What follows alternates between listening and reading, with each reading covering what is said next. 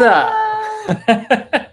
Welcome, guys. It's Tuesday again. I don't know how Tuesdays come up so fast, but here we are again. Especially after a long weekend. Yeah, how was everyone's Memorial Day? If you are, I see there's a couple people on. I know it's going to be a slower night, and that's totally okay because it was a busy weekend. People got places to be. We're getting back into the groove of work. But if you're in, let us know if you're in. Let us know what your favorite ride at Hersheypark is, because we're going to be talking a lot about Hersheypark tonight.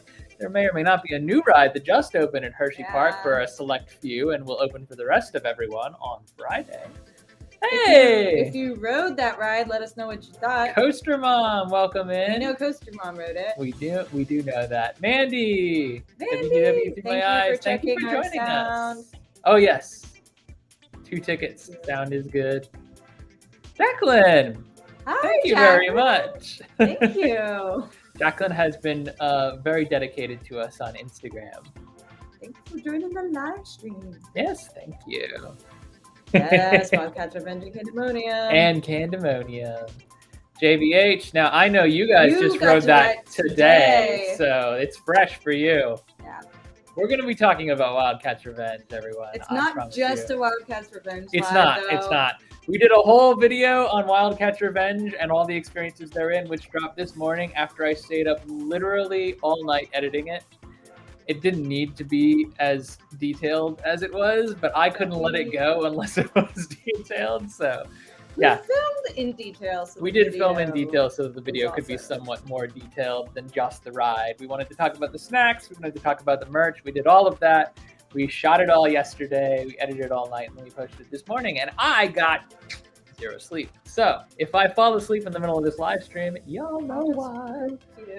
And then Katie takes over, and suddenly it becomes a live stream about washing dogs. If anyone else follows Go With The Dogs on YouTube, I just like to watch dog grooming videos. It's not weird. Didn't say it was weird. It's not weird. There's a niche. Oh, because we're a fan of Sky Rush. Ugh. Sky Rush that is an intense ride. It's an intense ride. I haven't done Sky Rush in a while. We gotta get back on it. We haven't done it in a while. What's WR? Need more rides on Wildcat's Revenge. Oh, dummy. That's me. I'm not calling anyone else a dummy. I'm just telling myself that's a dumb thing not to know that. Yeah. We all need at least 1 or 2 more rides on Wildcat's Revenge for a while. I guess it's Wildcat is one. I'm gonna call it Revenge because I don't want anyone to confuse. I've been shortening as WCR for Wildcat's Revenge. That's one too many letters. Maybe. But also, there's multiple different Wildcats on the East Coast. There's so many Wildcats. So I decided I was gonna call it Revenge, and I'm trying to get it to take. So like anyone walking around Hersheypark, just be like, we're gonna go hop on Revenge. Doesn't that sound like, haha, that's gonna be a fun ride? I think I might just need to call it off. I mean, that's a lot to spit out every time. But so is Wildcat's no one's Revenge. gonna stop you. Okay, Steel Vengeance has one less skill. Some people call Steel Vengeance Steve. I do not abide by that. I know Vanessa's one of those people. I do not abide that.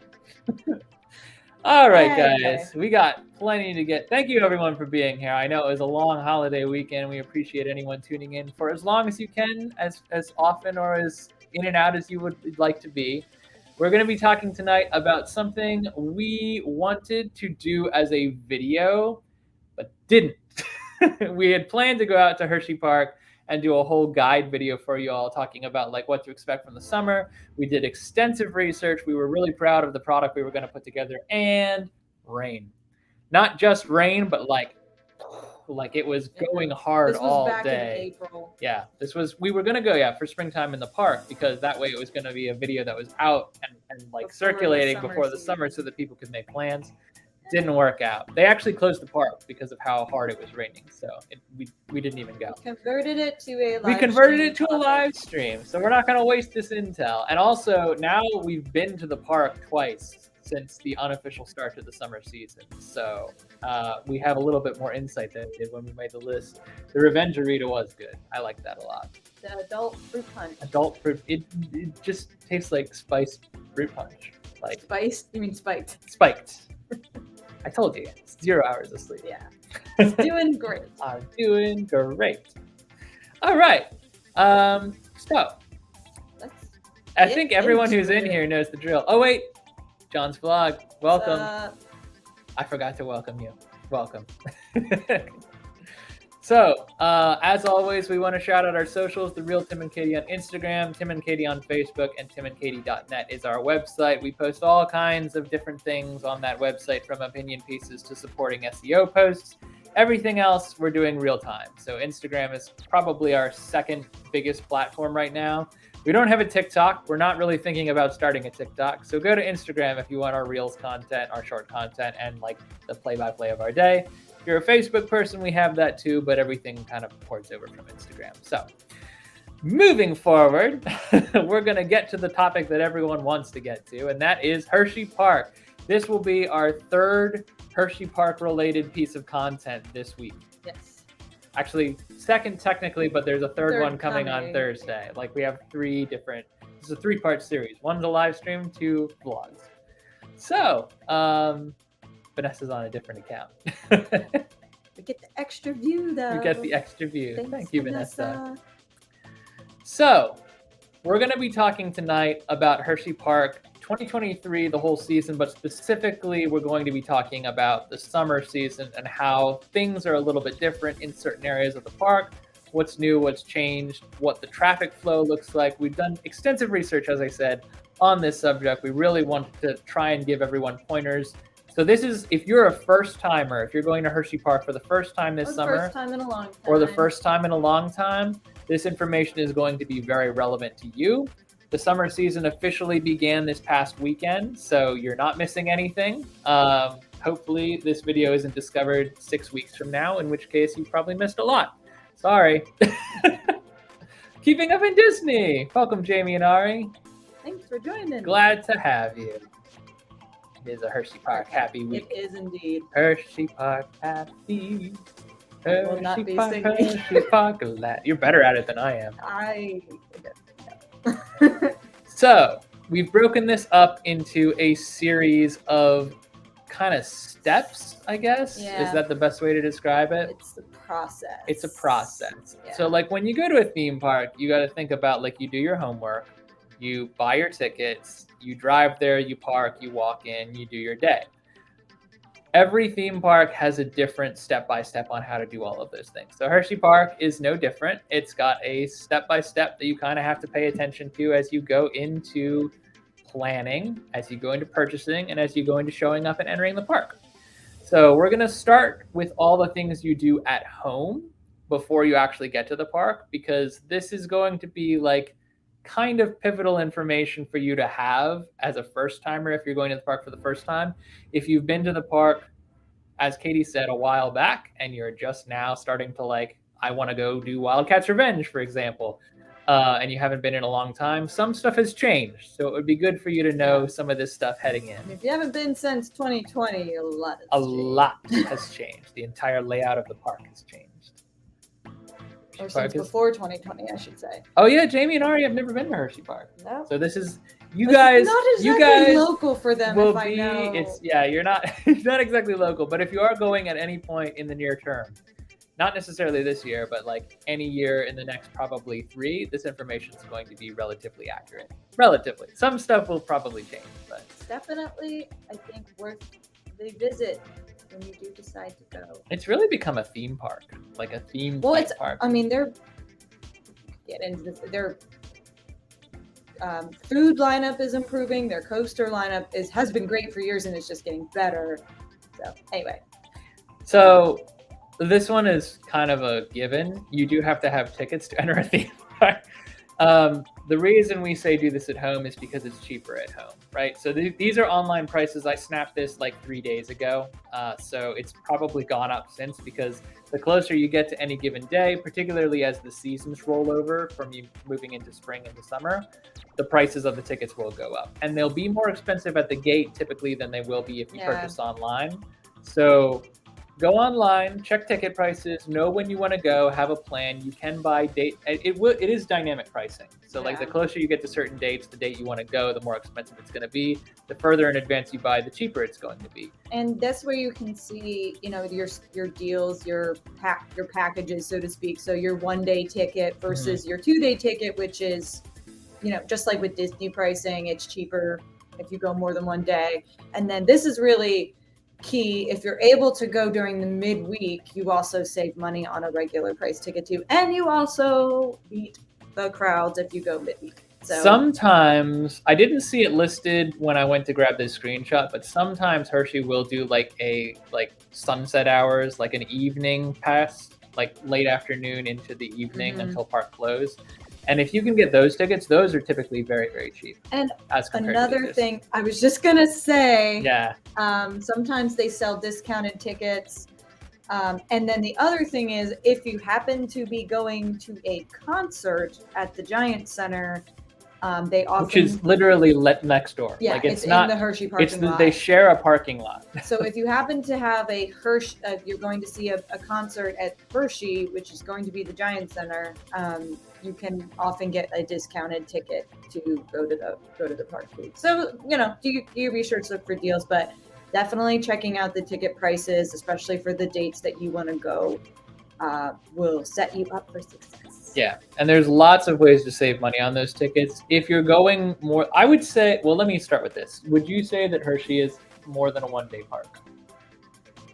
If you're going for the first time, if you've never been before. I think it depends on what you want to do. If you're counting coaster credits and you're going in on fast track and you get all 14, 15, I don't think we're counting the Coco Cruiser? I don't think we're counting the water coaster as a credit. But anyway. Oh, I know. No, that doesn't count. If you want to ride 15 coasters in 1 day, you're going to buy fast track for that. Maybe you only need 1 day, but if you're going to actually enjoy it, I think it's 2 days. If you want to indulge in the water park, definitely 2 days, because you're probably going to want at least half a day for the water park, and then I think 1.5 days for the park. Yeah, and we'll get to all of this too later on in our presentation. But the water park, the zoo. Yeah, if you want to enjoy everything it has to offer, 2 days. Yeah. So you can go, as we said, you can go for a single day, and you can, this is a good point too. Yeah. The preview hours. So whenever you buy a ticket, you often will have it paired with the, what's it called? Sweet preview or something like that. It's got a kitschy little Hershey name. But they will typically give you like the day before, the evening before, for a couple of hours so that you can sneak in and do a preview, and that helps you kind of plan your day if you're nearby and can go, back to back like that. Yeah. So pay attention to those hours as well. When you buy a ticket, will be in the ticket terms. Oftentimes the summer tickets will include this automatically. If you're a hotel or resort guest, if you're staying nearby, they'll often roll that in for you. It's a good way to take advantage of a little extra time in the park.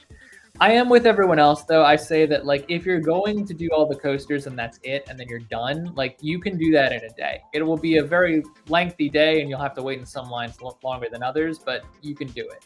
If you're going for the rest of the park. Maybe on a weekday without fast track, but I think you'd need fast track to do 15. Oh, I didn't say you wouldn't need fast track. Oh, well. And I'm saying with fast track, you may still be in some lines. Maybe makes a good point here that kids often like to ride things more than once. Yes. Having a second day to go back for some re-rides potentially is fun. And if you're making your once in a very long time trip out there, I think you will find 2 days worth of things to do. And that will give you time to get a reservation at the Chocolatier. Yeah, the Chocolatier and not feel like you're wasting park time eating at a restaurant.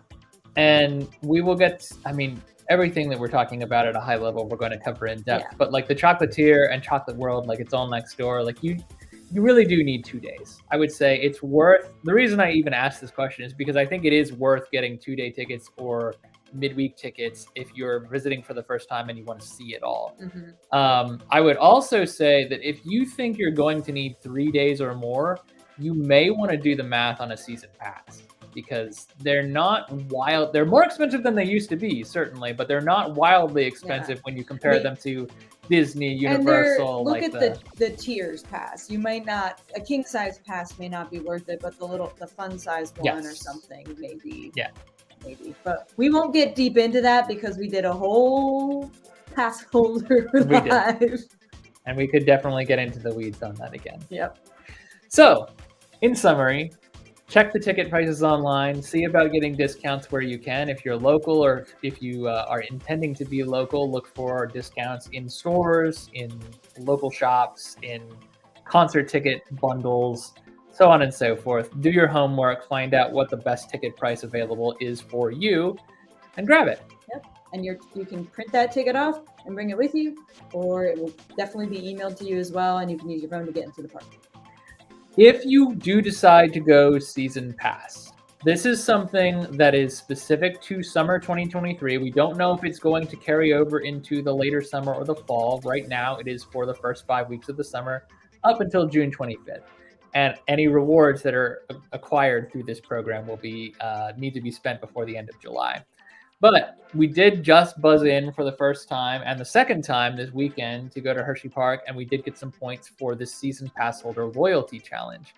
So if you're looking at getting a season pass, do it soon. But if they bring this program back, or if they extend it into the summer, this could be something revolutionary for the park. It's never been done before, and we just started accumulating points for the first time. We've already reached pass holder tier 2, right? Yeah, and there's tiers to climb. Some of them we will not reach because we just cannot. We will not be buzzing into the park 5 days in a row. Definitely not. But so could be realistic for someone who's more local. So our friend and Chad, I hope you don't mind me putting you on blast. Our friend Chad from 2 Tickets to Adventure mathed everything out to see how many times you'd need to be visiting each park. Visiting the park on however many consecutive days to reach different tiers. And the points system allows you to get really cool things like a fast track, which is their skip the line program. It allows you to get like 25% off. Yeah, like the first reward is an exaggerated discount on merch. The second tier, I think, is a bring a friend ticket, a free bring a friend ticket. The third tier is single use fast pass.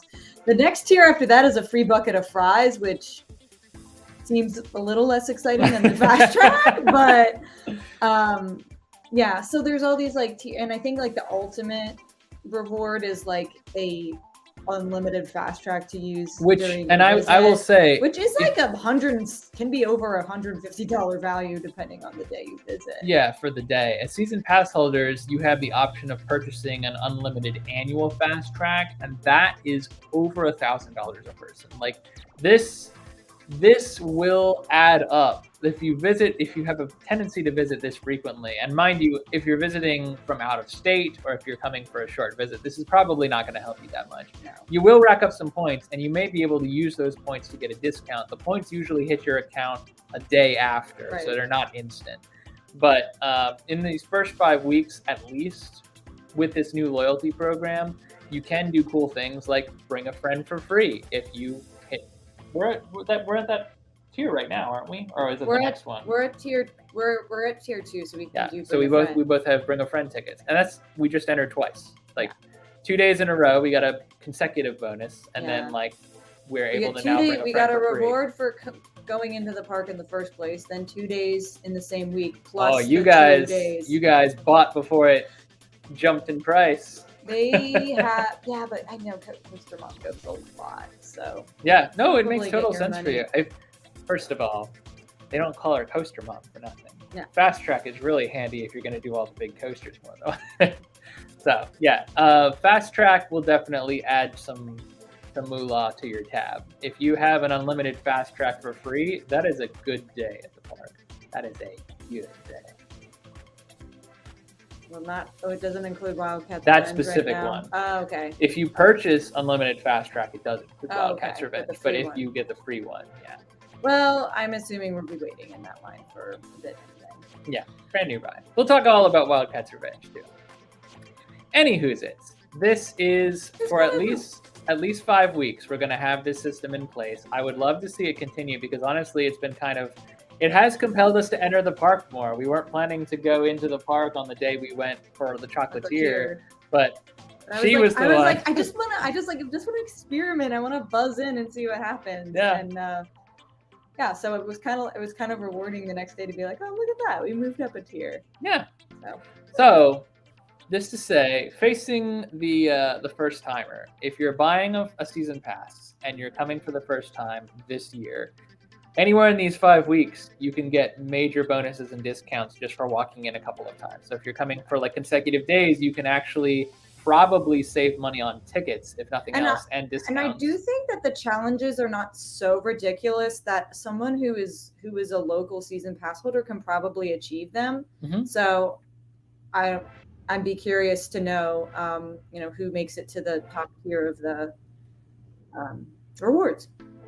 Let's talk about what unlimited food and drink, or even just like the dining plans in general. Dining plan, correct. So we noticed when we went to the park this past weekend that a lot more fast fill stations had been set up, had been staged. Fast fill, and so these are for the refillable cups. When Yeah. you buy a drink plan, if you're visiting for the first time and you're not a season pass holder, you can buy an unlimited drink plan or an all-day drink deal.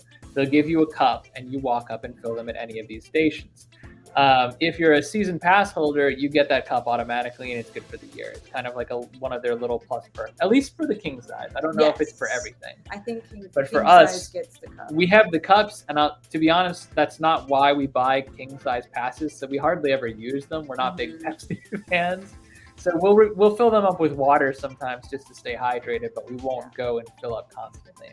Now, if you're visiting as just a couple of days or even one day, and what you want to do is get the unlimited drink deal or the all-day dining deal, bear in mind that the drinks can be filled up pretty much anywhere. The food is a lot more limited. Yeah. You have to go where the little printout tells you these different locations you can go. Like, you're not going to go get a meal at the Chocolatier on an all-day dining plan.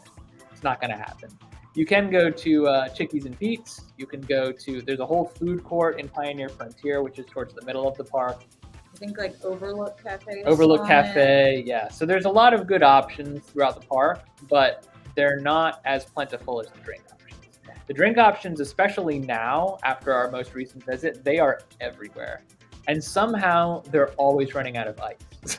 Yeah, that's the thing. Like, that was my problem running around yesterday late in the day. Was I had like water that was just getting, after an hour in line at Wildcat's Revenge, it got a little bit room tempery and I needed some ice and I could not find ice.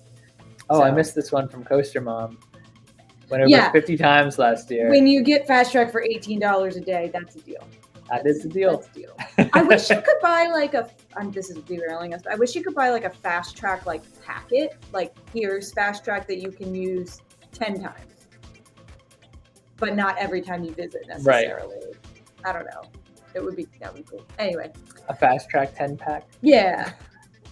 You're thinking like buying personal training sessions? Yeah. Like, I just use them whenever I use them, but I have the pack. I have the pack. I'm gonna decide to use it on this day. Anyway. The flaw in your system though is that it's dynamic pricing. Right. So like you come on a Saturday, it's $500 a person.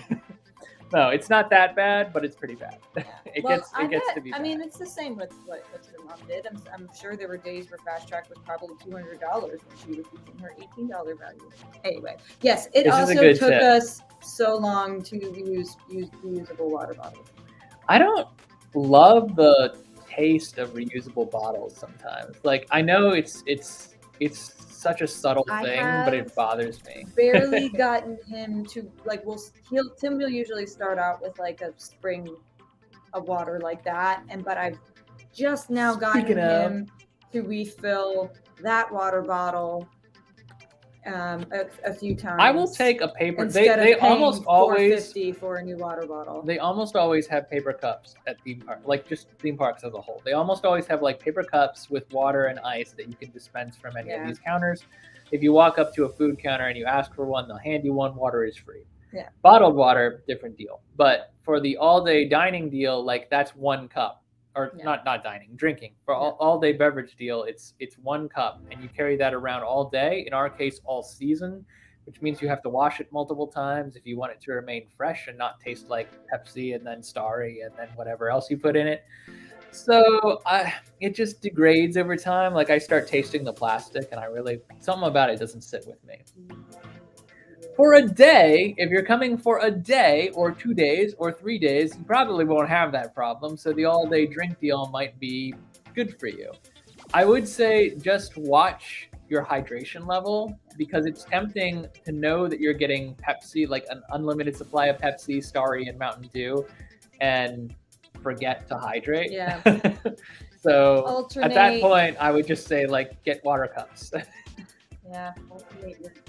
But both Vanessa and Coaster Mom brought up too, the all-day drink deal comes with ices. Yeah. So like at the, I think the one, we were at Burke's Hot Dogs for our Wildcat's Revenge hot dog that we ate during our video last time. And someone walked up and got an icy, and I was like, I always forget that you can do that. Like it's technically a beverage. It's a frosty beverage, but it's a beverage. So it counts towards the drink plan.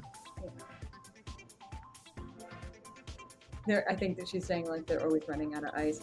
Yeah, I don't remember getting the hot lid for our cups in previous years, but maybe I just totally blacked that out. But I do appreciate the other lid, so that I can get some cocoa at the Christmas time. Yeah, and this isn't specifically a summertime thing, but this is a good point. Like if you buy the all-day drink plan, it includes hot chocolate at Christmas time. So like if you visit during the winter season, that's an all-day hot chocolate refill. And they have those stations set up in little carts. Yeah. So it's not quite as plentiful as the Pepsi Fast Fills, but you can get some mileage out of it. So we've touched on Fast Track already, but if you're unfamiliar, and we've been speaking nonsense to you, Fast Track is Hersheypark's dynamically priced skip the line program. It is really only good if you're going to ride coasters. If you're not riding coasters, I can think of 2 rides off the top of my head that it's good for besides coasters: Cup Fusion and the Carousel. There's probably more, but those are the only 2 that come to mind. It does not cover a lot of rides. It would be great if it covered like the Flyers or Dry Gulch Railroad, or the things that are like gentler, so that like families could use them more. I don't know how many flats or family rides. Like I don't even know if like the monorail has. I don't think the monorail even has a Fast Track. The monorail needs one because it does back up. But I mean, I don't know where they would put it either, because there's only one ramp on and one ramp off. But definitely if you want to ride coasters and get all the coasters done, or do multiple rides on your favorite coasters, Fast Track is can be necessary. Yeah, and I don't want to knock Fast Track. We're going to probably wind up buying Fast Track to take our friends to Hersheypark in the next couple of months. And it's going to be expensive, because if you buy daily and it's dynamically priced, if you go on a Saturday, you're talking like $150 a person sometimes. No discounts for season pass holders. The only way you get a discount is if you buy the season pass that we were talking about with Coaster Mom earlier, at $940 when she bought it, a little higher now when we looked at it. But that's the only way. Otherwise, you're paying full freight for Fast Track no matter what. So it's pricey, but if you're a coaster nut, and if you're coming for 1 day or 2 days, I would say it's worth it. If you're coming 3 days, I would say don't do it. And you're okay standing in line? Yeah, I would say you can get through all the big coasters in 3 days without worrying too much. I've never spent all day in one line at Hersheypark. It's not quite as bad as Disney in terms of like the line capacity. Their queues don't even hold people for up to 2 hours. Like I think the longest wait that we've ever had was about 90 minutes. And that was when Candemonium was new. It still gets up to 90 minutes some days. I mean, you can still wait 2 hours if a ride breaks down. It's true. Yeah, that's true. But I'm talking just normal operations. Yeah. Anyways, so look into Fast Track. When you go to purchase your ticket, you'll get the option for add-ons. That's where you'll add your dining deal, your drink deal, your Fast Track, and parking. Yeah, Coaster Mom brought up parking. I know, is not included with a day ticket. It's unfortunately only not included with season passes, I believe. And season passes, you do get parking in the season pass holder lot if you do buy that. So that's another perk if you're looking to come for multiple days and you're thinking, hey, maybe a low tier season pass. That will still get you into the season pass holder lot. Elsewise, I don't think there's a way into that lot or into closer lots or areas. I don't think there's preferred parking. I think it's just. No, I think you can pay for preferred. Can you do preferred parking? Yeah, you can pay for preferred. It's just not included unless you have a season pass. Because when you roll up, you just never look at the sign because you're always handing your pass over. They have like preferred. I think there's maybe 3 tiers for parking, or maybe it's just preferred in general. I don't know. But I think you can pay for preferred parking if you want. There are trams if you end up in the really far lot and you don't want to walk or want to save your legs for the rest of the park. You can take a tram, and the tram will bring you right to the front of the park. Yeah. And by the way, you're looking at a map of the parking complex. Where you see the blue N, that's close to the front of the park, and that's like the handicapped area and accessibility ADA parking. L, that big red block, I know you can't see my mouse, I'm just doing that out of habit. L, the big red block, is season pass holder parking. So that is definitely the closest to the actual park. Everything, I would say, west of I is closer to the Giant Center and Chocolate World. So this is a huge complex, and the earlier you buy your parking and the earlier you get there, the better the spot you'll have and the less you'll have to walk. Okay, Chad and Vanessa have confirmed $40 for preferred parking. Hello, Barbara. Welcome to our live stream. Thanks for joining. Yeah, yes. Isn't that that's like the chocolatier lot? It's chocolatier lot, so it's overflow, but some days they won't let you into that lot. Like if they're expecting it to be a busy day. Like when we came up for Memorial Day, we actually did have. I actually don't think this is accurate. L is where the season pass actually is. So N is chocolatier and ADA parking now. L is traditionally has been for us the past couple times we've been the season pass holder lot. And they won't let you into if there's supposed to be a busy day because they need that parking specifically for ADA and handicap. When we came for Memorial Day, we actually had a reservation at the Chocolatier. And since that's the Chocolatier's lot, we wanted to park there because we weren't actually going into the park. We were not allowed to. So we rolled up to the gate and they wouldn't let us in, which is okay. I mean, I would rather that the ADA and, the people that actually need it were able to get closer to the actual park so that they could enjoy it too and not have to walk as far.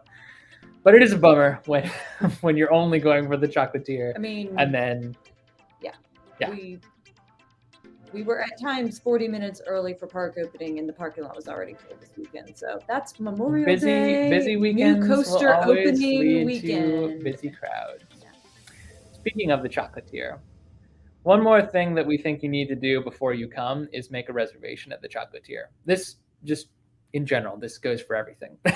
Everything we're going to talk about, this is like a static. Like you must make a reservation at the Chocolatier. Will you miss out on the Chocolatier if you don't make a reservation? I would say 50-50. Depending on the day, you can get bar seating, but we have been turned away at the Chocolatier for like walk-ups after about 3 o'clock. Bar seating is not bad. You get to sit at the cute themed bar and you can get full service, but it can be, but just because, and I will say just because the restaurant doesn't look full doesn't mean that they aren't at capacity, because depending on how many people are working, they may not be seating every table. So don't walk up and be like, well, there's empty tables over there, and assume that you're getting in, because they may not have that. They may have that section closed off. I will give in to the public opinion on season pass holder lot. I wasn't going to argue with anyone on that, because I just know we park where we find a spot. And yesterday we were way into general parking. Oh, we weren't able to access the season pass holder lot at all. Anyways, Chocolatier, best dining on campus, hands down. It is not to be missed. If you're coming up to Hersheypark, this is their themed dining experience, a sit-down table experience. They're open for breakfast, lunch, and dinner, but breakfast is usually like character breakfast. And it's a buffet, isn't it? It's a buffet style, so it's not as... I don't think it's the premium Chocolatier It's not, it's not as good. It's not bad, but it's not as good. We've done a buffet with breakfast with Santa, and the chocolate butter is pretty great. But everything else on the buffet line is pretty standard. So I would say if you really want the Chocolatier experience, you got to come for lunch or dinner. We try to put out a Chocolatier vlog every once in a while because we love going and the menu's constantly changing. We've actually got one coming out this Thursday. So if you've never heard of the Chocolatier, you probably haven't been following us for very long. But yeah, I think it's part of the Hersheypark experience. Like, you got to go. And to go, you have to make a reservation. To guarantee a spot there, make a reservation. You can make them online. Recommend doing that. They open at 11 for lunch, so usually a lot of times we end up hitting the Chocolatier first and then going into our park day. You can also make a dinner time we reservation. Either start or close our day with the Chocolatier. You don't want to hit it in the middle because everything will sit so heavy. The pro of going first thing is it's a nice way to start. You get a good lunch. You probably wouldn't have to buy any snacks in the park or anything like that for a while, and then you don't have to come back in the middle of your day to go eat because it is technically like outside of the park. The con is if you overindulge or your eyes are bigger than your stomach, then you're you won't be able to take that food home with you. So going later in the day, closing out your day. Oh, you didn't even mention the other thing, which is like you can't get back on a roller coaster after you overindulge with the Chocolatier. I mean, that's true. That's your day. I mean, we've made that mistake before. I would say we have definitely made that mistake. And before. If you have more than one day at the park, it really doesn't matter when you go because you're not going to be eating park time then. But yeah, regardless of when you want to go, if you want to eat at the Chocolatier and guarantee a spot and not, count on a walk up, then you should make a reservation. I have had pretty good luck. I'll say this. I have had decent luck booking a reservation the day before. I have had no trouble at all booking a reservation 3 days before, except on special, like Memorial Day weekend, Memorial Day Monday specifically was booked when I tried to book 24 hours in advance. But if you try to do walk up, that's when you're going to get turned away. They may have bar seating available. It's 50-50. This is a lot like a Disney restaurant in that regard. Like it hits capacity early in the day and people add themselves to the wait list when they walk up. And by the time you hit like 12 o'clock, 1 o'clock, when they switch over to lunch, their wait list capacity is full. And if they don't have bar seating available for you when you walk up, you're not getting in. So it's best to make a reservation because it is part of the experience. And I highly, highly recommend everyone try dining at the Chocolatier at least once. My sympathies. Perimeter's not so bad. It's pretty straight. I mean, but it depends. The whips can. You yeah. definitely get some little upside down. Little stomach sloshing. Yeah. I would say Candemonium would be a little more intense than Stormrunner, even on it Chocolatier depends on stomach. if like going inversions is your limit and whatnot. But yeah. In summary, Chocolatier look really. I think that's it for everything we thought you needed to do at home. And mind you, Hersheypark is evolving all the time. They've really come around and come into their own, I guess, as a theme park and expanded the different opportunities to do things in the park besides just getting on roller coasters and rides in the last couple of years. So this information may change in the years ahead, but for this summer, I think that's everything we wanted to cover for at home before you get there. So now we're into things to know before you enter, but after you arrive. First of all, if it's a Saturday, it's going to be busy. This line is nothing like the line we have seen on a Saturday morning at Park Open, which is why we typically recommend getting there either half an hour minimum before the park opens so that you can be at the front of that line, or half an hour to an hour after park opens so that you can walk right through after the line disperses. Yeah. Either way, there are pros and cons because parking is going to fill up if you get there after. Yeah, Chad and Vanessa are early risers. We sometimes sleep in. And if you are staying at a Hershey hotel, like you do get as Sweet in Start. The Hershey Lodge, the Hershey Hotel, I think those are the only two that are official Hershey hotels. You do get early entry, kind of like your early magic hours or whatever. Well, they call it Sweet Start, Yeah. and it's rolled into season passes as well. So if you buy season passes because you're going multiple days, you can use Sweet Start every day of the summer. I don't think Tim and I have ever made it for Sweet Start, even when we've stayed nearby. We're terrible at getting up and going. Well, actually, one of us is terrible at getting up and going. I'll let you guess which one that is. That was very mean. That was a mean thing you did. You just dragged me in front of all our friends. I didn't say anything. You're giving away the answer. I don't think you would have mentioned it if it was you. One of us really is bad at getting up in the morning. Which one is it? It's me. I would have said it was me. Anyways, yeah, this is significant. So obviously the 2023 summer season was the focus of this live stream, which is why we're even bringing up Sweet Start. This is only for the summer season. During the summer season, they do let you do Sweet Start if you're a resort guest or a pass holder. But if you're not either of those things, you don't qualify for Sweet Start. I don't know what's wrong with my voice today, or my mouth, or my body. And if you are not, what's the word I'm looking for? If Sweet Start is not on your capabilities list as a human being, someone who's entering the park, you're derailing me now. You're doing it on purpose. A little. If you're unable to do Sweet Start because you don't have the right ticket type or you're not staying on property, at that point, I do agree with everyone else. Get there early.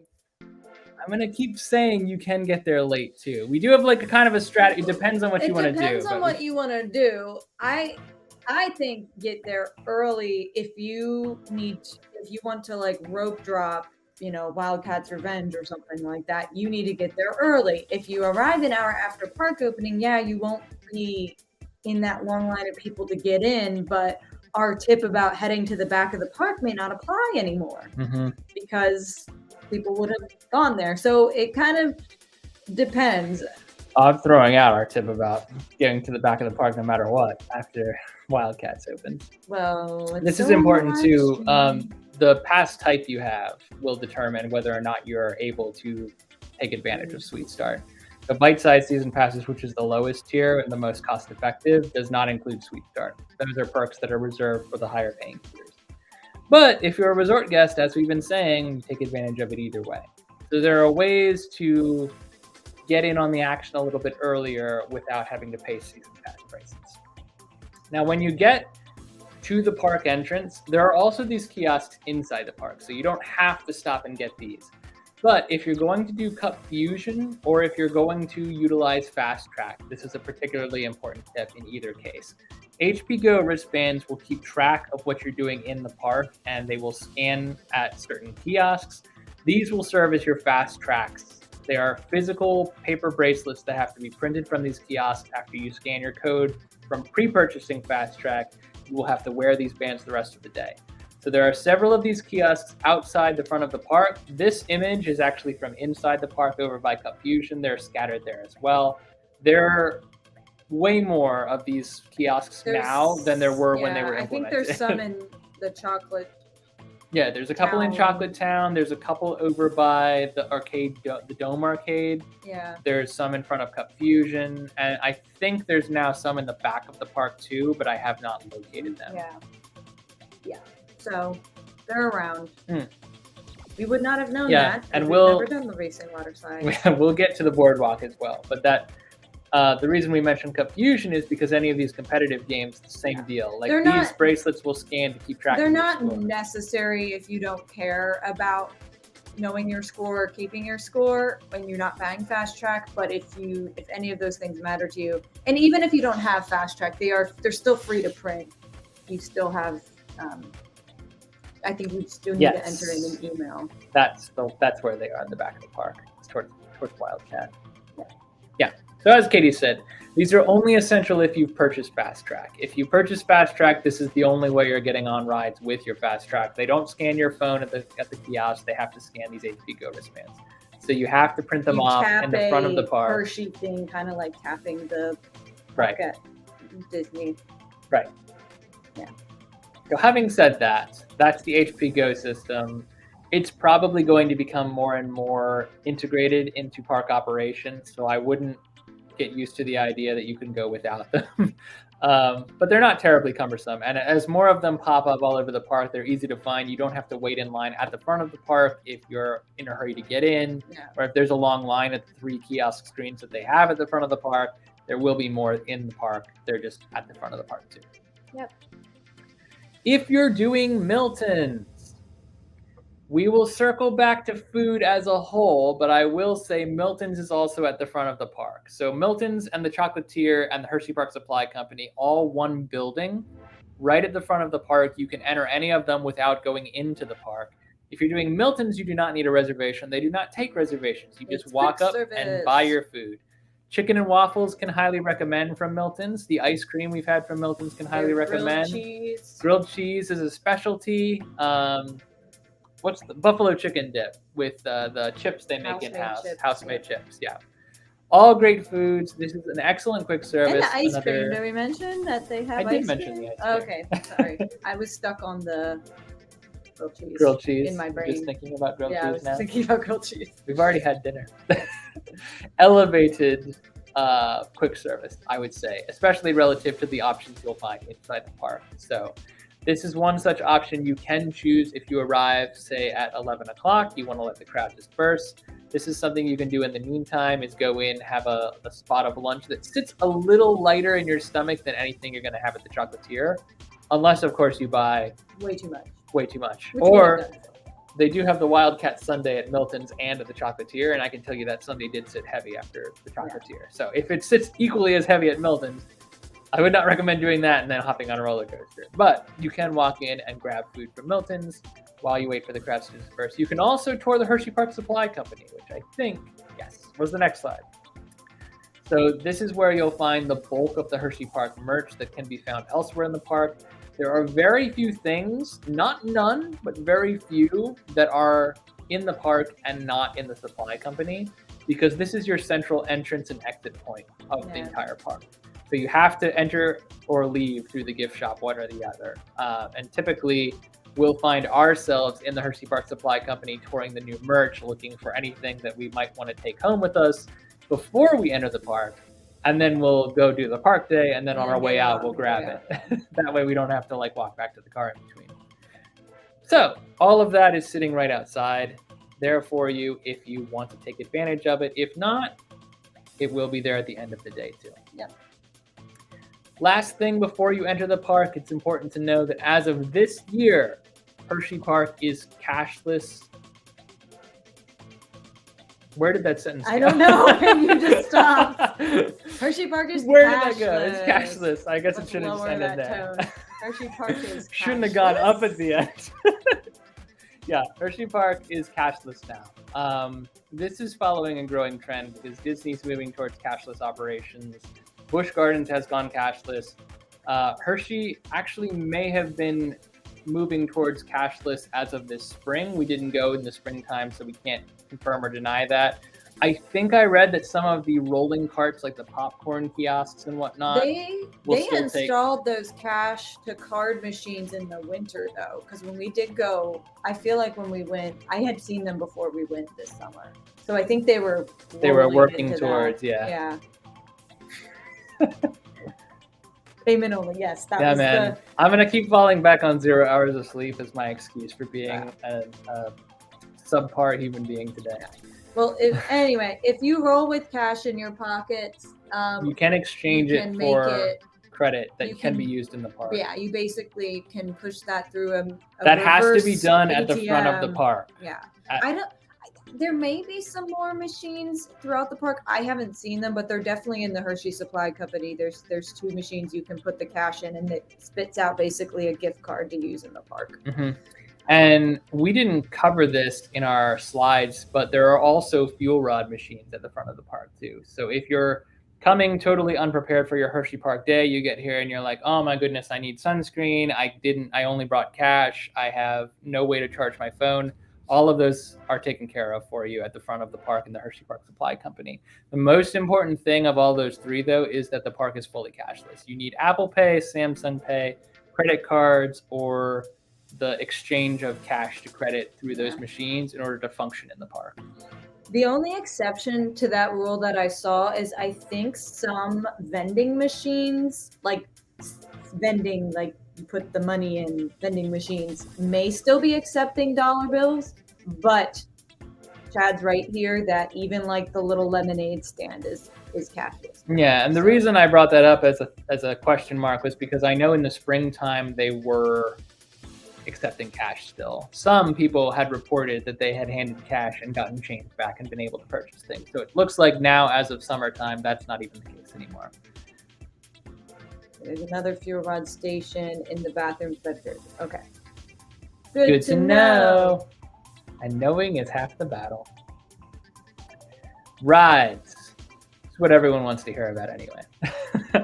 So, up until this weekend, we had been saying all along the best thing you could possibly do for yourself when you're coming to Hersheypark for the first day, for the second day, for the third day, or for the 45th day was walk straight past everything in the front, what we deem to be people eaters. Pandemonium is a big shiny new roller coaster. It's got all the thrill, carousels right next to it, Sky Rush right behind it, Comet not far off. All these things are going to draw the crowds as they walk in. That's still true. But we'd previously been recommending that you go past Chocolate Town all the way down to the back of the park. There's no circuit. So when you go to the back of the park, you're having to walk all the way back the way you came to an extent, unless you could cut through the boardwalk. But even then, you're not saving that much time. And we had been pitching that if you go down to, say, Lightning Racer's Laugh Track, you would be able to get on those rides no problem because no one else would want to go down there except other people who thought the same as you. That's not going to be true anymore. As of this weekend, we would still recommend walking past Pandemonium, which is going to have a big wait early in the day. The first thing people see, it's the thing that's going to draw the most people. Sweet Start people are going to take mad advantage of Pandemonium because they're going to walk in and they're going to be the first ones on the ride. By the time you get there as a day guest, if you don't have Sweet Start, that's going to have a 45-minute wait minimum, sometimes an hour. So still, I would say go past Pandemonium and Chocolate Town, mark it in your journal, you're coming back to it. Go down to either the Hollow or to Pioneer Frontier. These are areas that are like, Pioneer Frontier is towards the middle of the park. The Hollow is towards the front, but it's down a hill, so it's kind of tucked away. People don't typically run for it first thing in the morning. I would say that with Wildcat's Revenge opening this Friday, and make no mistake, it is the best coaster in the park. I think to do it. Pretty much everyone agrees it's the best coaster in the park now. So far, I mean, this is the second day of pass holder previews, right? Tomorrow's the last day. Opens to the public on Friday. We got in on day one, and everyone we talked to is like, "This is it. This is the apex of Hersheypark's coaster lineup for the time being." With Wildcat opening on Friday, everyone's going to come here. So moving forward, people are going to split between Pandemonium, Wildcat, probably Cup Fusion because it's a kid-friendly ride, which is towards the middle of the park as well. Mm-hmm. Very, very, very few people are going to head for Storm Runner. Pioneer Frontier is where Storm Runner, Jolly Rancher, and Mixed by Jolly Rancher, both newer attractions, are all kind of seated. It's also where the food court is. So if you can find the food court, you can find any of these rides. If you're interested in riding all the big coasters, you can start with Storm Runner. We have had very good luck getting on Storm Runner early in the morning without having to do much of any planning in advance. We've also, I think I have gotten on Storm Runner 3 times in a row without any wait, first thing in the morning with my friend.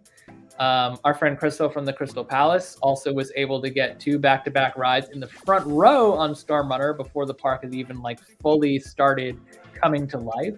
So if you head straight for Storm Runner, you're going to have good luck for the time being until they change something drastically and everything goes upside down. I mean, eventually the park will probably want every place in the park to be equally as busy at the start of the day because that's how you generate revenue. But for the time being, I would say head for Pioneer Frontier. The only other thing that I might recommend doing, and it depends how you want to start the day, you can head for the Hollow. Sky Rush typically does not have a long wait at the beginning of the day. It will generate one towards the middle and end of the day.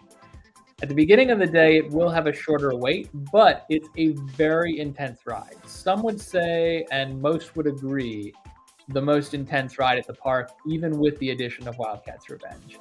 So it depends how you want to start your day, who you're there with. If you're trying to do all the big coasters, then you're going to have to do this one. But if you go on an empty stomach, or if you're there with kids, I mean, you kind of have to weigh your pros and cons and be like, is this really how I want to start my day? I mean, if you're willing to start your day with Wildcat's Revenge, I think you could start your day with Sky Rush. But it depends. I think. Coach Mom says she's going to use Sweet Start to position herself for Wildcat. Use Sweet Start, you can get to Wildcat's Revenge first. This is more. You can get to Wildcat's Revenge faster. Yeah. But bear in mind that, like a Disney park, Hersheypark also has kind of like sections carved out where they will hold you. They'll put you in a holding area until the park formally opens for everyone else. Sometimes you're standing there for an hour waiting for them to open the other areas. I'm curious to see how they're going to do Sweet Start with Wildcat's Revenge being there now, because that area used to open later than the Sweet Start areas. Because really for Sweet Start, they're trying to say, oh, you can get on Candemonium, and I think you can still get into the Hollow for Sweet Start too. So you can, but Sky Rush isn't always the first thing to open in the Hollow. Usually Comet will be running, Storm Runner will be running, and Candemonium will be running for maximizing Sweet Start time, you might be able to get 3 different rides in before Wildcat even opens. Actually, Cup Fusion is open for Sweet Start too, it is. Think of it, which is why the line is always long by the time people get into the park. But I totally understand if you just want to head straight for Wildcat's Revenge, because it's awesome, and I know Chad and Vanessa are trying to get their very first ride in on it soon. So that's right, Looper opens for Sweet Start too. Well, that would make sense. That's in the Hollow. Yeah, but that's what I was just saying. Not everything in the Hollow opens for Sweet Start exactly at the same time. Like Sky Rush isn't always the first thing to open during Sweet Start. It usually comes online right before the park actually gets.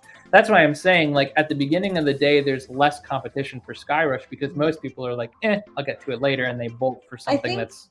Well, I mean, we'll kind of have to see how the summer goes with the addition of Wildcat's Revenge, because literally Wildcat was a very unpopular ride.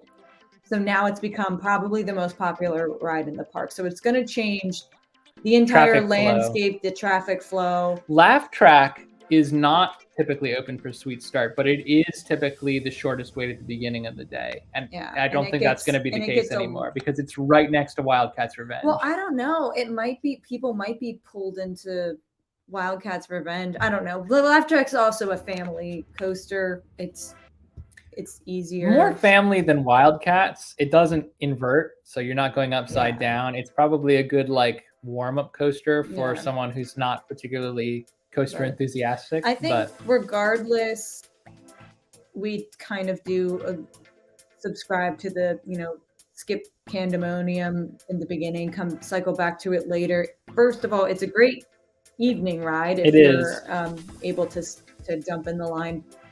Usually, if we're going on it at all, we hit it right before we leave, because sometimes it gets down to like a 30, 25. Candemonium's line drops to the lowest point in the day at around 3 o'clock and around 7 o'clock. Yeah. So like as people are going to dinner and leaving the park, and then as people are getting tired and taking a break from the heat of the day, I mean, depending on whether or not it's heat of the day. But during the summertime season, those have been the trends we've observed, is that if you cycle back to Candemonium, now that's also not a bad time to hit Milton's, by the way, if you're up in the front of the park anyway and you got to circle back. But that requires you to kind of wait out your hunger until 3 o'clock so that you can take advantage of the lower crowds. Yeah. So those are kind of our pitches. Now, we haven't really spoken about like family rides and gentle rides. And there's more than just coasters in the park. Yes. If you're coming for the whole day and you want to do everything, or multiple days and you want to do everything, you don't have to rush your way into each coaster. You can kind of take your time. Mm-hmm. This is a strategy that we would pitch for people who want to get the most out of the coasters available in the park without paying for Fast Track, which is usually how we go, because we don't want to pay for Fast Track as season pass holders unless we need to. Either download the app, or if they still, I don't even know if they still hand out paper maps, but try to familiarize yourself with the park layout, because it is not a circle. There's no really way to make sense. Go like finish, like you may want to, finish one area before you move on to the next, if you don't want to have to cycle back there. There are some hills. If you don't want to do that, like valley and then hill back up to the Us too. Oh, hello, space. Space bee. Space bee? I assume it's a picture of a space and bee. Space bee. If you don't want to do what we always end up doing, which is this around the whole park. That's just how we do theme parks as a whole. It maximizes your steps, so that's good news, but it also wears get our out exercise. your feet and knees a lot quicker. You burn off your chocolatier calories. That's true. I would say too, like for families with kids, which is not going to fit everyone in our target audience necessarily, but like people with families of younger kids that might not want to do all the big coasters. There are gentle rides and kid rides kind of inserted into every area of the park. It's not like there's one kiddie area. It's like it's broken apart. So like while your coaster enthusiast kid is hunting down a critter from Wildcat's Revenge, you can take the little ones on the monorail, or well, that's actually pretty far away from Wildcat. A bad example. What's close to Wildcat's Revenge? The Ferris wheel's relatively close to Wildcat's Revenge. You can take them on the Ferris wheel. You can take them on the kiddie train near Lightning Racers. Musical Express one. The Whip used to be there, but it's... Yeah, there's a lot of carnival type attractions down in the area called Midway, which is why it's called Midway. It's because it's themed to like a carnival attraction. That's why we have Laugh Track there, which is themed to a fun house. There is actually very subtle theming in each of the areas of Hersheypark. It's become more pronounced as time has gone on, but it didn't used to be very well themed. I think that Hershey is really kind of growing into that theme park name. Anyway, the rides that I think would suit like the non-coaster enthusiasts might be things like the monorail. There's a pirate ship, the claw, depending on how motion sick you get. There's stuff to do besides roller coasters. Plenty. But we try to build our strategies around hitting the big rides because at this point, I would say Hersheypark is known for its roller coaster lineup. Pretty much, I think it's kind of earning like the coaster capital of the East. Kind of. I don't think it's taken coaster capital of the taken away US. From Cedar Point yet, but it's there. You can tell they're vying for that title. But I think of the theme parks and amusement parks on the East Coast, it's the winner. If you compare it, like the closest you could compare it to would be like Kennywood, and I mean Knoebels doesn't have nearly as many coasters. Knoebels has its own charm now. I'm not dissing Knoebels. But anyway, I think compared to even like Great Adventure, I guess up in New Jersey, I think Hershey may be edging out on their coaster lineup. But anyway, everyone's getting into the exact conversation. Yeah, we're literally transitioning into food. So let's talk about the food lines and the wait times for lunch. So if we're talking, well, actually really, really quickly, because SpaceBee just dropped this question. So we did just talk about our battle strategy, for lack of a better term, for hitting all the big rides. Pandemonium, we would absolutely 100% not recommend doing first, because by the time everyone gets there, unless you've entered with Sweet Start an hour before the park opens, that line is going to be 60 minutes long, and it's probably a 2-minute ride at best. So I would say wait until 3 p.m. thereabouts, or towards the end of the day, and cycle back. Yeah. That's the best time to get on Pandemonium. Back to lunch. Back to lunch. So we do need to take this into consideration because lines do get crazy, especially on the weekends. Everyone seems to get hungry at the same time. So I will say, when we first started taking into consideration when to eat and where to eat, we were operating on Disney rules, which per Disney food blog, which we were obsessed with at the time, try to eat off peak, right? That means that like if everyone else gets hungry at noon, you bring a little snack and you stave yourself off until 2 o'clock so that everyone has time to get out. That still kind of applies, but we've noticed over the years that like people at Hersheypark don't have like a dedicated meal time anymore. It seems like food lines just are kind of always busy. Yeah. So the only time that we've noticed that food lines have not been, first of all, just get it out of your head that you're going to go to Chick-fil-A. There is a Chick-fil-A on campus. It is always busy. There is never a time when that line is not out the door and around the corner. Like if you're going to eat at Chick-fil-A versus trying Milton's, what are you even doing at Hersheypark? I'm sorry, you can eat at Chick-fil-A any day. I get it. I understand it if you have picky children and they see Chick-fil-A and they like zone in on it, but just know you're going to be spending a long time in that line. And for food that you can literally get almost any day of the week except Sunday. So just know that. And I was just following the thought path. Yeah.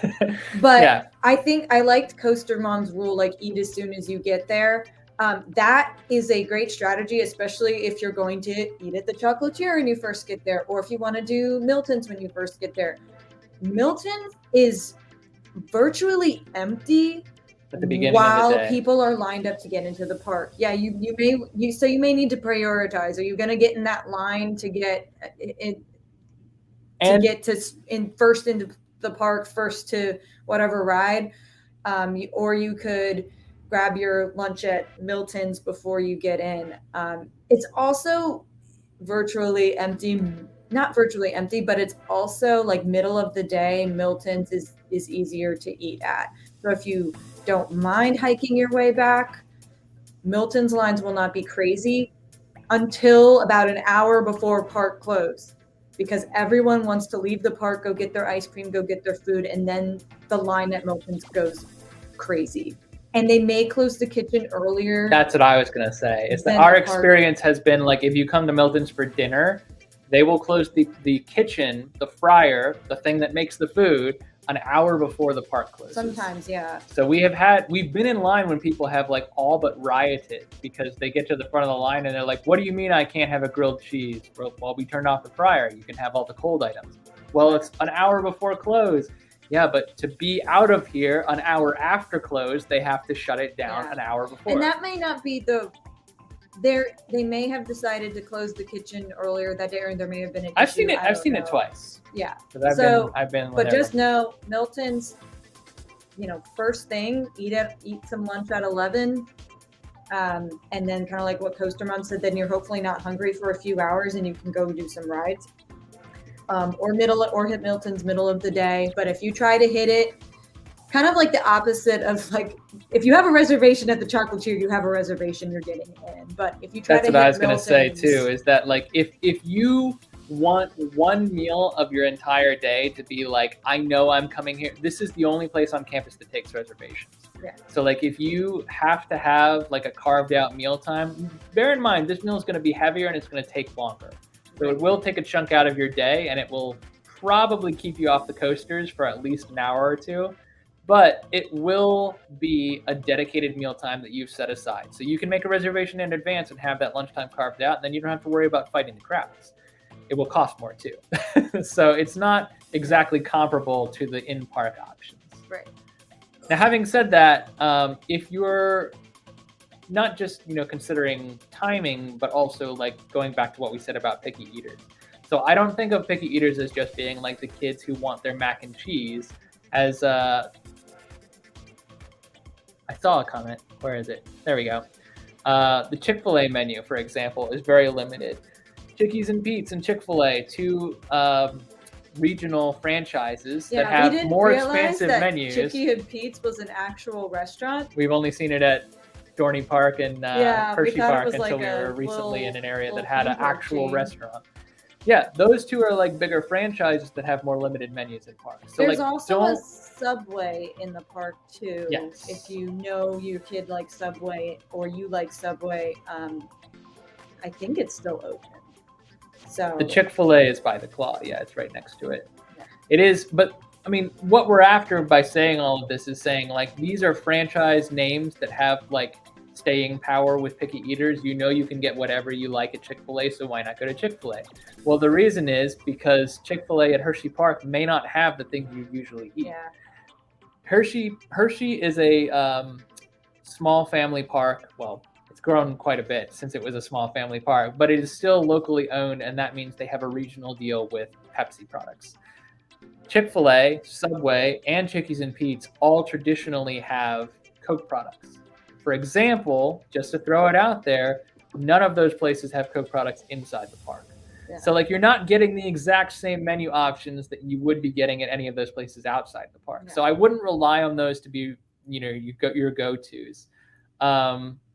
Mandy brought point. up Moe's too. Well, I was gonna say this comment of hers is a good point. So she said that's what they did.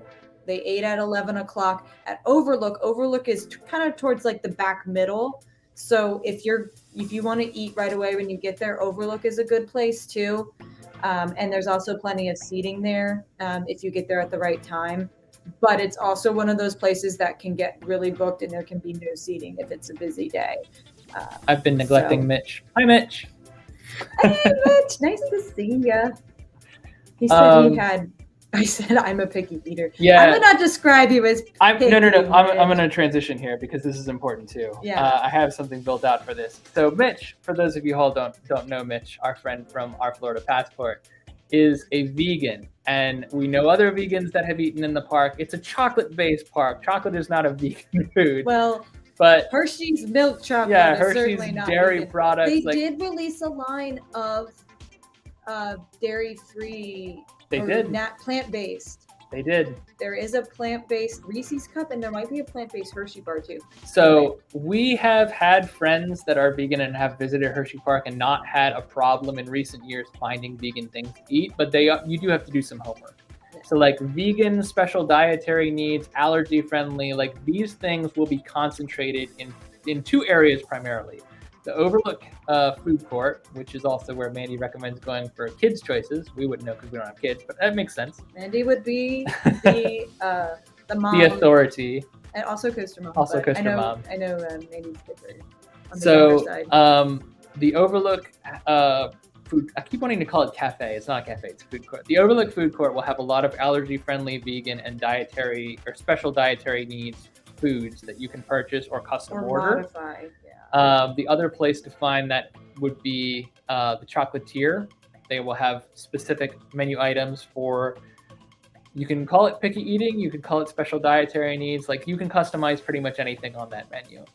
The Pioneer Frontier Food Court is mostly chains that have been diluted down. There used to be a place in the Pioneer Food Court that was specifically for allergy-friendly, vegan, and like special dietary needs. I think that place has been shuttered, unfortunately, because we used to get a pretty decent wrap there that just happened to be vegan, and I haven't been able to get it in a while. Made me very sad.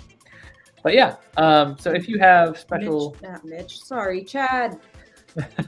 Sorry.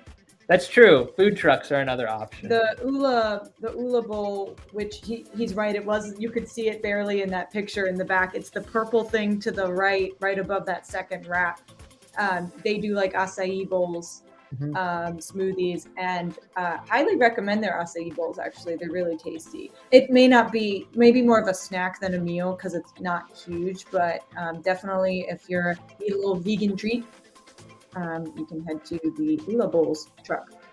Yeah, definitely look at the food trucks. In addition to having kind of like dietary sensitive options in some of them, you also have weird, like unbelievably sweet and sugary options that you won't find anywhere else. One of the best ones is the East Coast Mini Donuts, which I don't think are vegan, but they are not at all. No, we're past vegans now.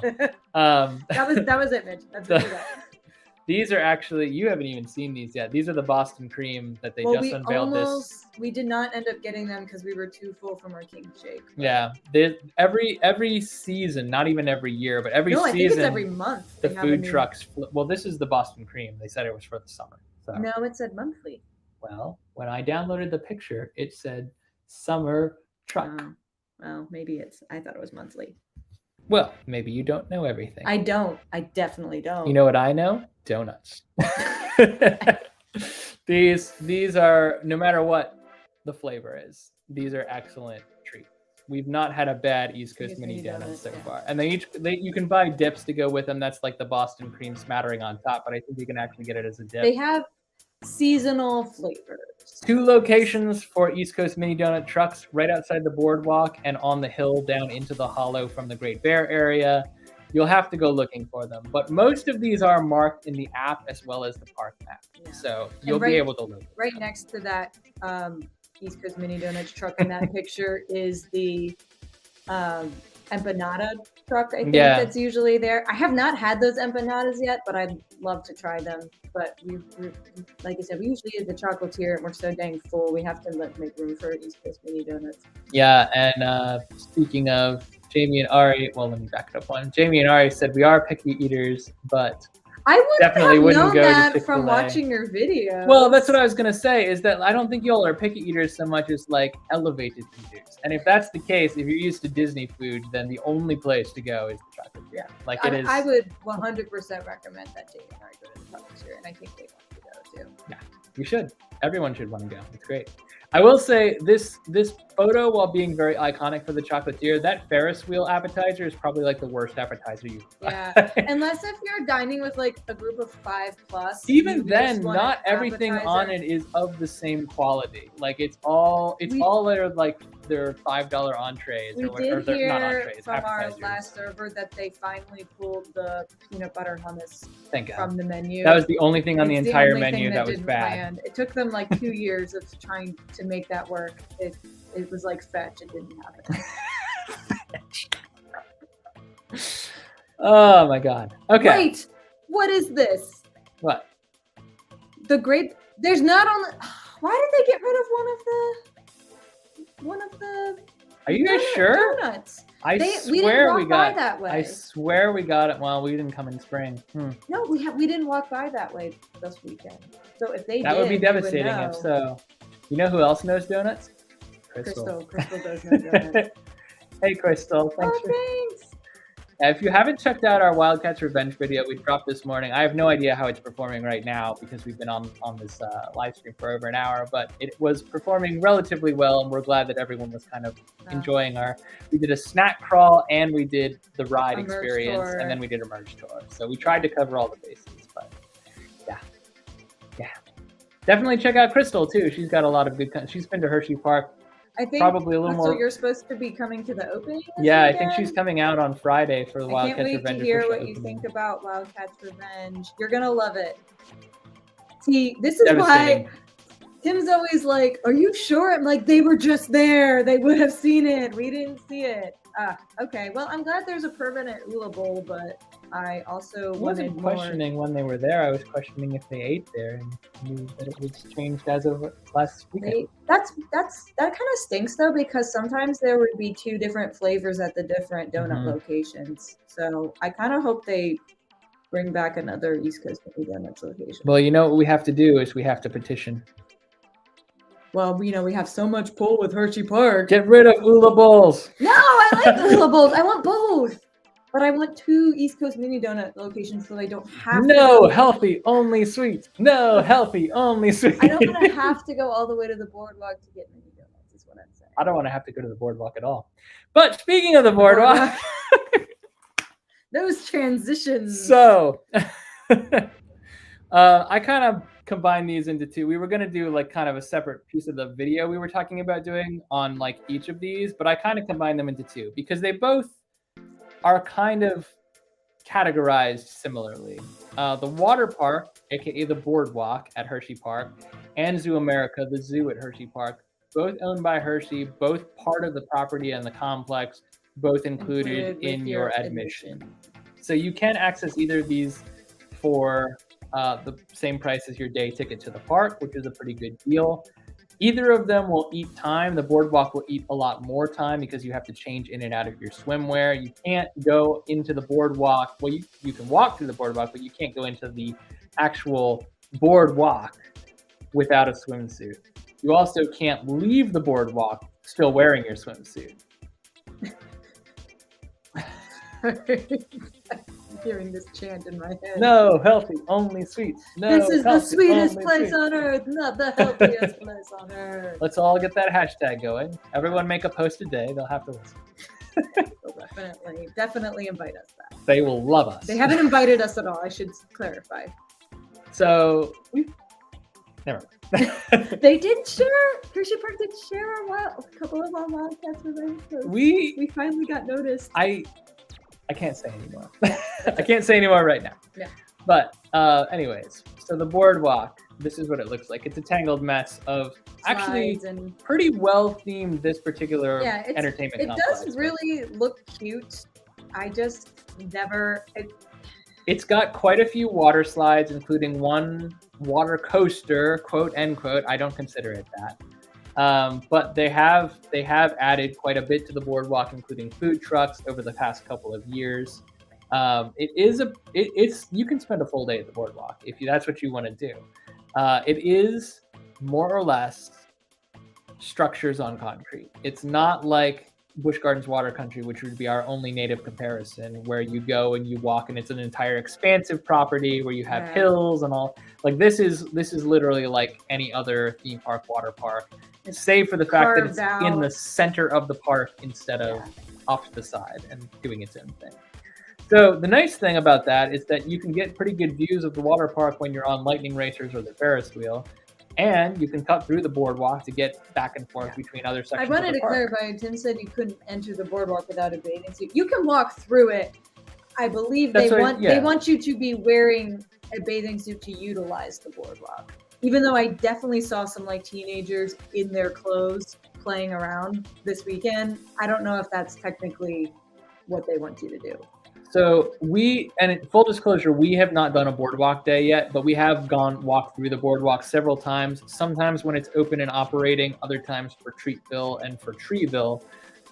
We do know there are changing rooms all throughout and Chad answered it before I could. There's definitely bathrooms that have changing rooms by the Ferris wheel. Yep. And those are public use bathrooms that just happen to double as changing rooms too. So they do have some like, it's that bathroom, and then the changing rooms are kind of in the back, and they say on the door like changing room only, so you know it's not just a bathroom stall. I will also say that, we mentioned you're not supposed to leave the boardwalk area wearing your bathing suit. They won't let you on roller coasters in your bathing suit. Don't even try. Some people get away with it because their bathing suits look like shorts, but you're not supposed to, and it ruins the ride experience for everyone else. If you get caught doing it, they will pull you off the ride. You can get on.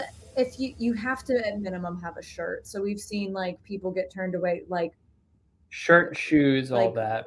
Women in bikinis trying to get on, and they were like, you have to have a shirt on. So just know if you want to enjoy both, you have to bring a change of clothes. Bring a change of clothes or a cover up that will actually cover up the bathing suit. I will also say the ride, it's kind of hard to see, and I don't really have a better image of it, but way in the back of this image, you can see Tidal Force, which is their big flume ride. Goes up, comes down, makes a big splash.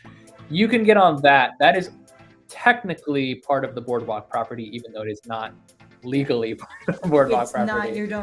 They will let you get. They will let you get on that with clothes. They will also let you get on it with a bathing suit. So if you want to get on, I wanted to call it sploosh because of canoes. Tidal Force. You can go up, go down, get a big splash done, and then head back to the boardwalk, and you don't have to do any changing. Anything else, you will need to change your clothes in order to leave the boardwalk and get back in regular ride rotation. I will say what's featured in this image is not everything they have. Again, water coaster. They have a wave pool, which is pretty sizable. They have a kids play area, which is kind of themed to a sandcastle. It's actually got some of the best theming in the park, the boardwalk. Really also, it does get crowded. I was going to say, this picture does not reflect the typical crowd level.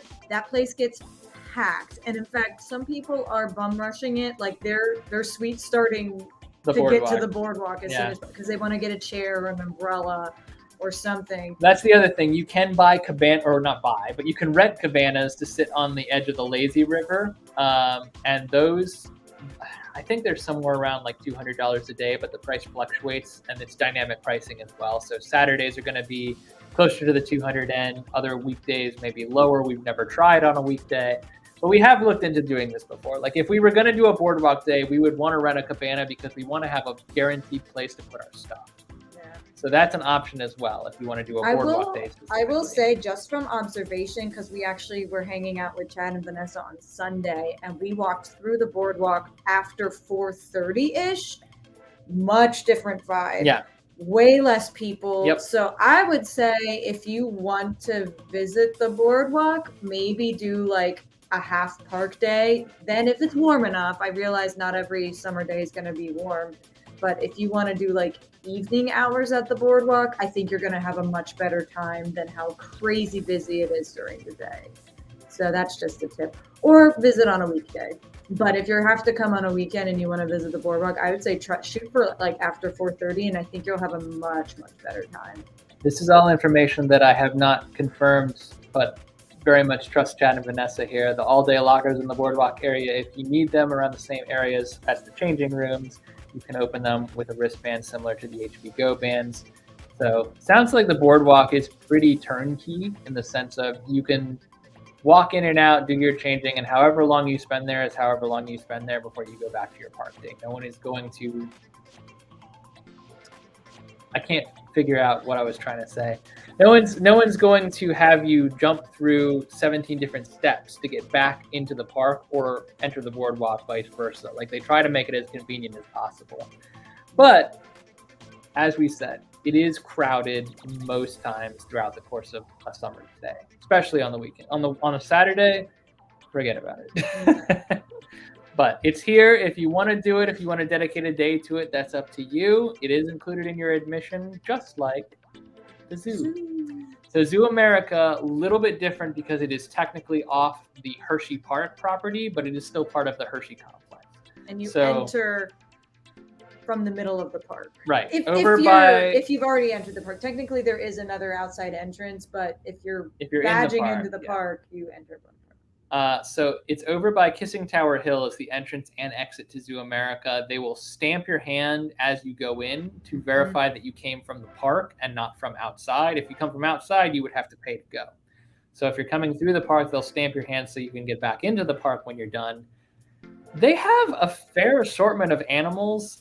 This is one of my favorites, the bobcat. And there's a whole family. Yeah, there's a whole lynx family towards the front of the standard walk, and there is a recommended path, but there's also like you can kind of walk around all the recommended paths and avoid all the crowds if that's what you want to do. If you want to go straight for the bears and the wolves, you can go straight for the bears and the wolves.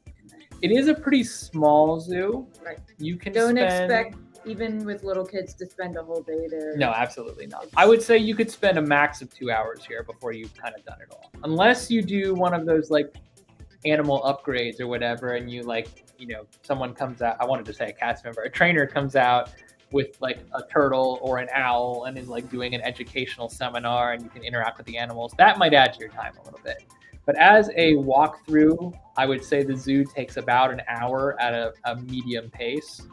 And if you do a slow pace and you want to stop and look at every single thing, 2 hours. Yeah. And I would say also don't count on being able to find food at the zoo. They do have some stalls, but a lot of times we've been there, they're not even open. So if you could count on it, I would say, yeah, you might be able to find food there with no line, but you might not be able to find food there at all.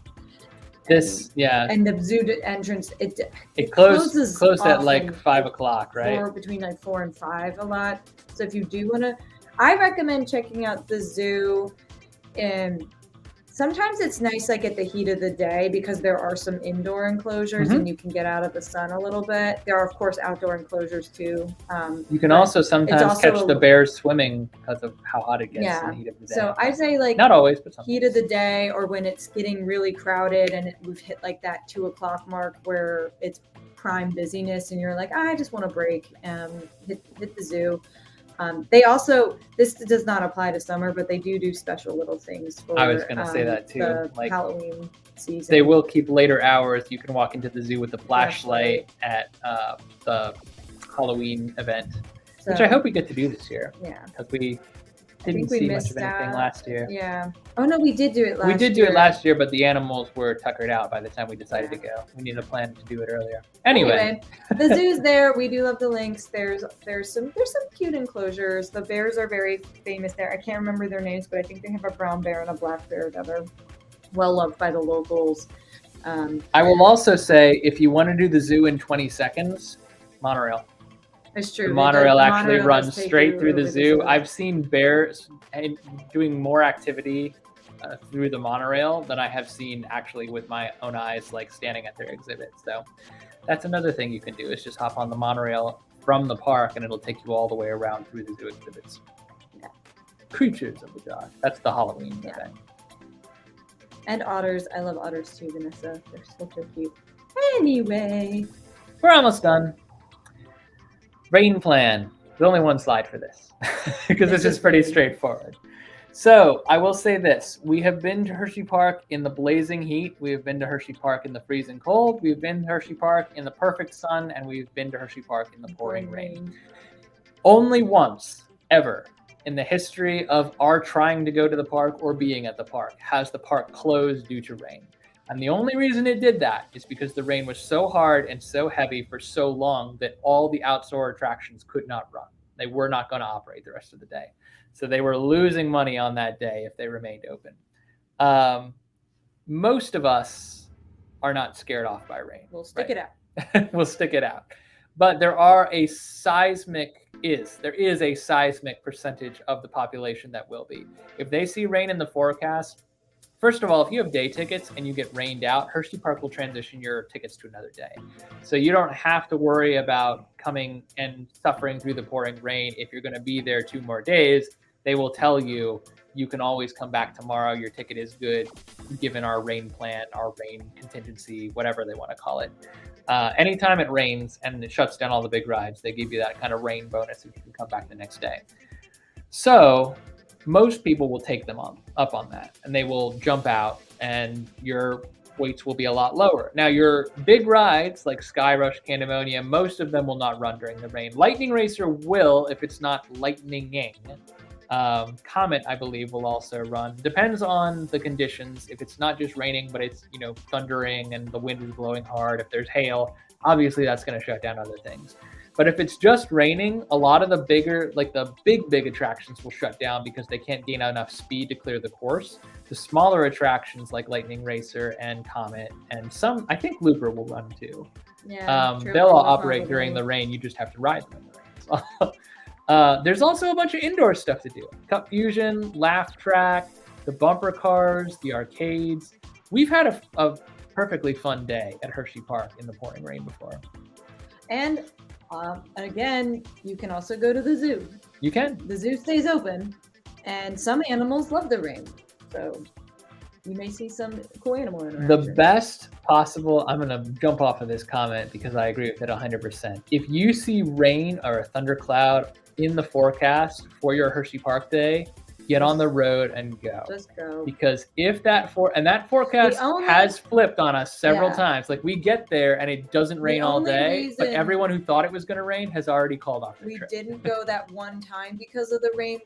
They were literally they were forecasting like severe weather alert, flood watch, flood warning, and it was raining so hard we decided not to go. By the time we woke up and looked outside, we were like, we can't drive in this. It doesn't. That was bad, but it doesn't always rain like Florida rain in the mid-north, Pennsylvania area. No worries, JBH. We're happy to have you for however long or however many you are, or however long we have you. So yeah, I would say still go. Especially if you go in Florida. My suggestion, if you are going to ride coasters in the rain, you may want to have a pair of sunglasses or something with a strap to protect your eyes, because even there have been times when I've been riding, we rode Lightning Racer in the rain, in the cold, which was its own experience. It was it did daggers. Kind of have that daggers in my eyes kind of feeling. So if that bothers you, maybe it doesn't. That was the one day ever that I wore contacts to a theme park, and I never did it again because I was like, it did not help. I was not able to see because I was being blinded by raindrops in my eyes. But sometimes riding coasters in the rain can be kind of thrilling. If you ride Great Bear anywhere except the front row, you probably won't even feel the rain, honestly, because there'll be all these bodies in front of you. Yeah. Taking all the rain off. Yeah. So if you're taking sunglasses or any kind of eyewear, I know I'll pull it up. Any kind of eyewear on roller coasters, just know that Hersheypark in the past year, I would say, they really cracked down on no loose articles. I used to be able to take these glasses on Laugh Track without a strap. Now if they see glasses or hats, they're like, hat goes in the bin, glasses need a strap. So bring some kind of strap. I hate them I never feel more like a dork than I do with a strap wrapped around my head. His dork strap. It's my dork strap, but they are necessary if you're going to take glasses on a ride. Sunglasses or otherwise. Sunglasses too, but yeah, sometimes I have like a cheap pair of sunglasses to kind of shield my eyes from the rain with a strap again. So I will touch on this because we did find this POV as well. First of all, POVs, that is to say on-ride recording at Hersheypark, not permitted. It doesn't matter. It's waved off on the monorail, the carousel, and slow-moving attractions like that, but it is not allowed at any point by any means on roller coasters. So when Coaster Mom says unauthorized POV, she means someone snuck their phone and/or their spy glasses onto the ride to try and capture it.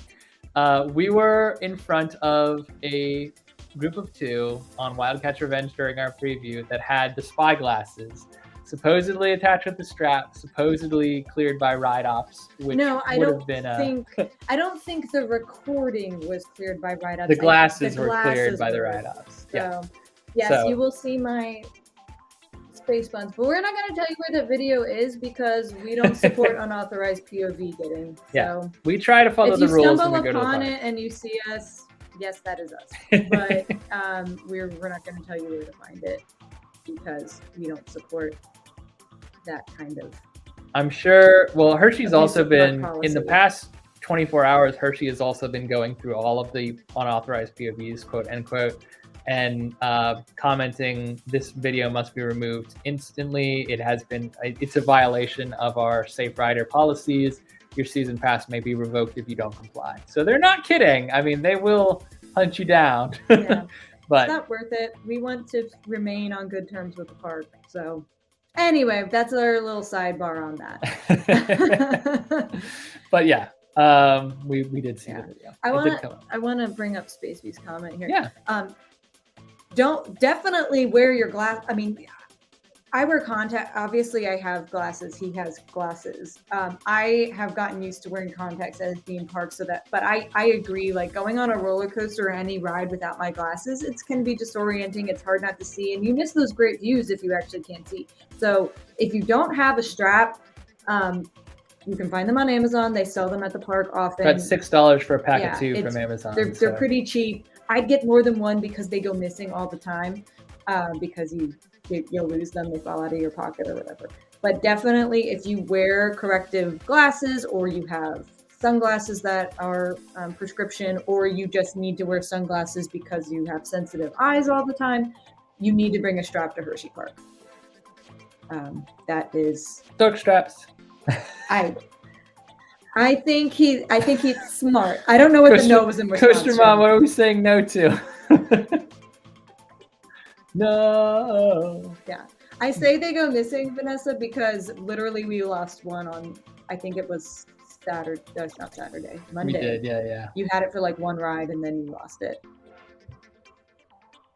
Yeah, so filming policies for on-ride, I mean, I'll just make this easy for you. Cedar Fair is a no. Any Cedar Fair park is a no. Hersheypark is a no on anything besides like the train and the carousel. Busch Gardens and SeaWorld parks will typically allow you to take POVs and on-ride footage if you have a mount fitting their policies. So their policies are going to be listed on their website. It usually has to be a 3-point harness, either a chest or a wrist. They do have, I think Busch Gardens does have a section for the head mount, but it's only very specific. It can't be like roller coasters and whatnot. They did not let them wear the head mount. They didn't let, at SeaWorld, they did not let, it was SeaWorld, it was Manta. It was Manta. Where it was absolutely going to fly off their head anyway. Yeah. So, yeah, it's very... I will say, rule of thumb is most likely it's rare, honestly, that a park will allow you to film. And most of the ones that do, you have to have some sort of strap. The exception is like Disney, but I was going to say not even technically Disney. Disney's policy is no on-ride footage, but they really don't enforce it. So the understood policy is we can do whatever, but we're liable if we hurt someone by dropping our phone. And something did happen where a lot of things happen. They do not allow you to hold your phone up to ride Space Mountain anymore. they will tell you to put that away. That's the only one so far, but I wouldn't be surprised if they started moving into it starts cracking. They will, like on Tron actually at the Magic Kingdom, which just opened. They do say it has to be the GoPro chest mount. It can't be the wrist strap, and it can't be the head mount, and it definitely can't be your phone. Like it's no loose articles. So if you see POVs in our videos from Disney, if they were a coaster, they were probably filmed with a wrist strap. If they're a dark ride, they were probably filmed with a handheld camera. But even in Disney, where technically you can get away with holding your phone, first of all, your POV will come out very shaky and dumb, honestly. But if you're interested in capturing POVs at parks that authorize it, action camera like GoPro with a very sturdy, reliable chest or wrist strap.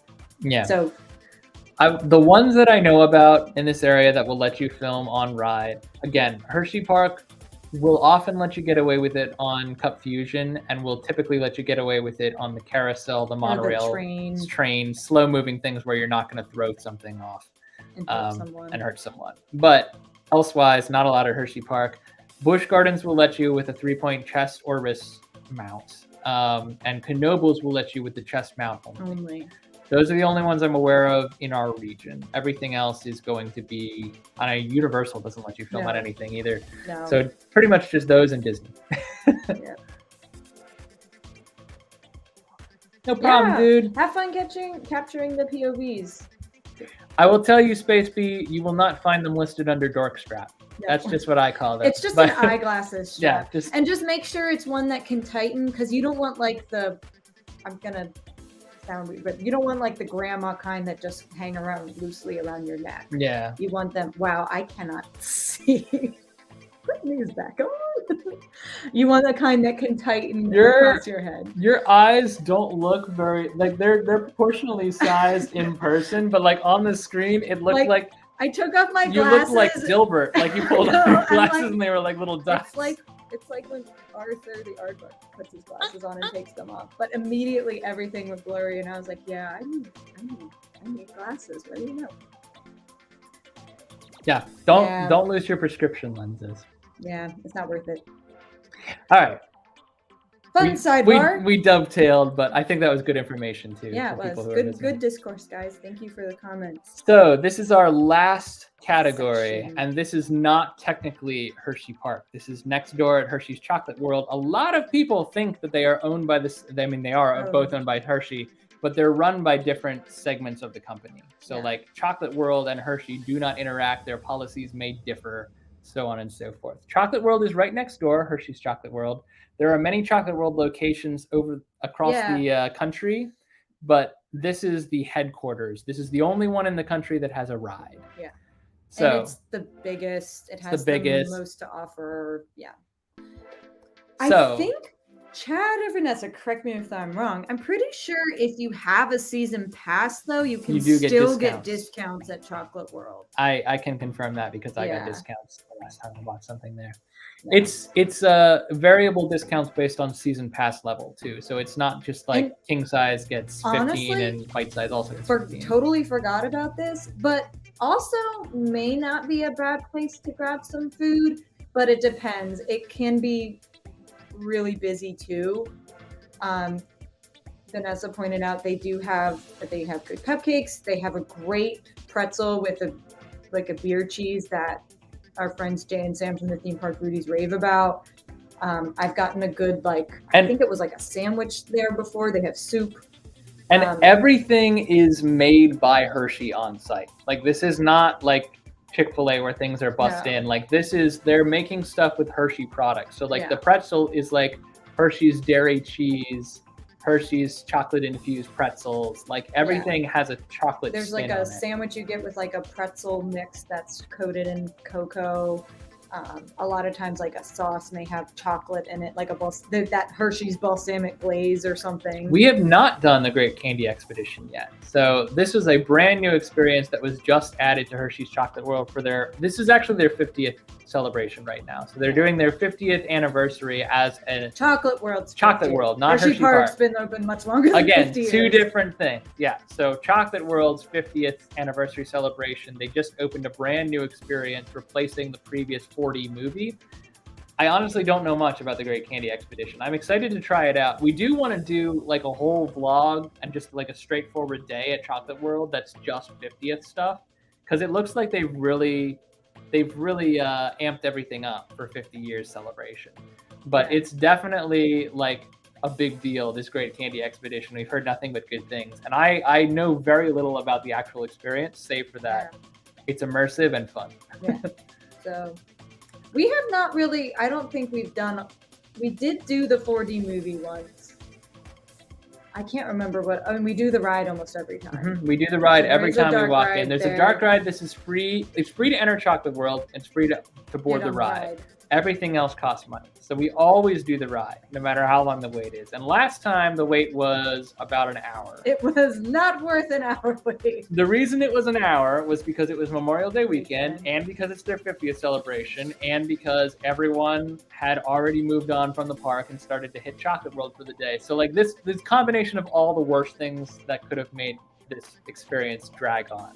But the ride itself is an omni mover, so it's constantly moving. You walk your way through the line. You get on. I actually like the queue a lot. Like there's a history about the chocolate factory and the company, and you do get to, if you like museums and stuff, which I do. I'm surprised you even like it because you don't like museums. But yeah, I kind of want second dinner now too. Actually, what I want is dessert, because even after Tim. Oh, welcome. You're not late, buddy. You're not late. You're right on time. You're good. You know, you must be working real hard. Tim works at Hersheypark, so if anyone has Hersheypark staffing questions, you ask him. Sorry, Tim. I just threw you under the bus. Tim, did you get to ride Wildcat yet? Let us know. So, Chocolate Tour, while we're talking about it, for the 50th, it has a brand new ending. I will tell you, nothing else is new. It has the ending song changed from the it's vintage. It went back to the Hershey's chocolate. Don't spoil it. You make people. But you're saying like it has a brand new ending. Makes it sound like it's something more exciting than the song changed at the end. It was exciting for me. I'm so glad. I'm glad it was exciting for you. Point is, this dark ride is accessible to everyone. It's very family friendly. Highly recommend you hit Chocolate World during your Hersheypark visit, because if nothing else, the ride is a lot of fun. This brand new experience, candy expedition. The Great Candy Expedition. So this, again, I don't know a whole lot about this, but bear in mind that this used to be a 4D movie. So it's utilizing a lot of screens and a lot of lights. It's supposedly much bigger and badder and more epic than it was when it was a 4D movie. It sounds like JBH Adventures said it was really good. Yeah, so. I'm excited to do it. We just didn't do it when we were there last because we ran out of time. Hi, Welsh Goddess. Welcome back. Welcome back. Tim says he got front row and back row. What did you think? Front row versus back? We only did second to the back, but we loved it. So I'm gonna call that a back row. Yeah, it was basically a back row. Someone else sat in the very back row. We've already talked about this. I'm moving on. Sorry. I think. Yes. So the last thing about Chocolate World, you can do a lot more at Chocolate World than what we've illustrated here. You make your own Reese's cup, which is something we've always wanted to do. You can sign up for the trolley tours, which is something we've always wanted to do. It is a hub of activity, and a lot of people go there to do much more than just shop. But one thing you can do without leaving the property or paying extra is meet characters. They almost always, during Christmas, they had the Grinch here, which was a special And it was surprise. the Happy Grinch. It was Happy Grinch. It was post-Who Grinch. Yeah. But during the summer months, it's typically Reese's, Kiss, and Hershey Bar, all of whom are in their special 50th garb. Yeah, does that kind of 50th color scheme remind anyone of something? I don't know. It's giving me like... No, of course not. This one has blue. Anyway, it's cute. Iridescent. It's fine because Disney's 50th is over now, so these colors default back to public domain. I don't know if this is going to carry on through the whole summer, but the 2 days we were in the park this weekend, there were characters everywhere. Like every street we turned was another character. So if you'd like to say hi to the different candy mascots, they were everywhere. JBH, I mentioned towards the beginning, I can't remember if you were on or not. I stayed up all night doing my vlog. Nearly 3 a.m. It didn't need to be as detail oriented as I made it, but it was worth it to get it out the door while it was relevant. I hate when things come out like after everyone's seen them, done them, because I feel like I'm not showing anything new. So I had to rush it out, but Godspeed, man. I support you and your He knows the your struggle. woes. Front was more aggressive. Okay. Okay. Back was a heck of a lot of fun. Milk Dud. I Okay, know, so Milk Dud is like rare character. We have met Peppermint Patty and Icebreaker, which is more than a lot of people can say. But both of those were seasonal creatures. Seasonal creatures that appeared during the winter, like the Christmas Candy Lane event. At Chocolate World, our most rarest character so far has been the Grinch, but they do have a secret stash of characters over there. I don't think he's that rare to come out, but he only comes out at Christmas. Yeah. Sure. Yeah. Summer Grinch. Where is the Grinch when it's not Christmas time? Do you ever wonder? I can't say I've ever wondered where the Grinch was. Are there any beaches at Whoville? Milk Dud would be a good get. That would be cool. Fifth Avenue, I've never even. Syrup. There's the chocolate syrup. Dang, I. All right, we got to start frequenting this park more. So we have been on Sidewinder. It's not closed. It is reborn. Yeah, it's the same track, but same track, different trains, and much smoother and better of a ride experience. It's now called Jolly Rancher Remix. We actually have a video about Jolly Rancher Remix for when it first opened, if you want to check it out. Last spring. We weren't able, obviously, to take cameras on the ride, but we took it all into the station. It's actually where we met our friend Tim. That's where we met Tim. Officially, because he was following us beforehand, but we didn't know him. So he's a ride op, or he was a ride op for Jolly Rancher Remix on the day we entered. It's a much better ride experience in my opinion, and it's better themed. It's got like candy mists now. I think it's got cool soundtrack. If you're wanting to get the coaster credit, the track is the same. Yeah. So you should still be able to do it. I would definitely recommend trying to get on it. The character breakfast. Chad and Vanessa said we have to do this. I don't know if the menu is going to be any different though from Christmas. Yeah. I mean. But I want to meet Kit Kat. I've never met Kit Kat. That's true. I don't think we have met Kit Kat. I mean, we could do it. I don't know when we're going to do it, but we could try it. Sound off in the comments if you want us to do the Chocolatier breakfast to meet Kit Kat. And only Kit Kat, because we've met everyone. Kaylee! Hershey walks up to us and goes, get away. We don't need you. I'm not here for you, Hershey. Here for the superior candy bar. Well, we have 2 yeses, 2 resounding yeses. Only 2 though. We need at least 4. Well, doesn't Chad and Vanessa already tell us to do it? So that's 4. They have to tell us again in the comments. No. Doesn't count. That's 3. We need 1 more. I guess we're gonna do it. Space B. Oh, there it is. 2 more. Okay. All right, we're gonna have to do it. We have a following of people who want to know what the character breakfast is, or our opinion of the character breakfast. Yeah. Hopefully, I would say, this is not actually a bad kind of tied together point. So if you haven't been in a couple of years, hopefully some of the stuff you've heard throughout the presentation is going to help you, because a lot has changed. If you haven't been in a few years, this is going to be a great year to visit, because Chocolate Town's open, Candemonium's up and running, Wildcat just opened, Chocolate World's doing its 50th. Sidewinder's been rethemed. They've got so much more food than before.